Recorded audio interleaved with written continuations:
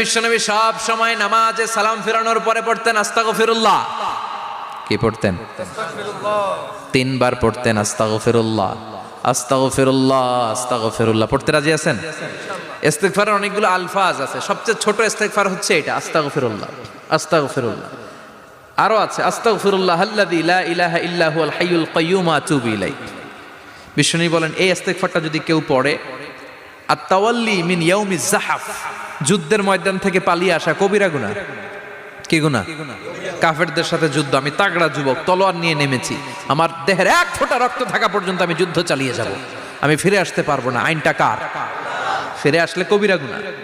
বিশ্বনবী বলেন যুদ্ধের ময়দান থেকে ফিরে এসেছে এরকম কবিরা গুনাহ অবলম্বনকারীও যদি আস্তাগফিরুল্লাহ আল্লাযী লা ইলাহা ইল্লা হুয়াল হাইয়ুল কাইয়্যুম ওয়া আতুবু ইলাইহি পড়ে, ওই কবিরা গুনাহকারীকেও ক্ষমা করে দিবে কে?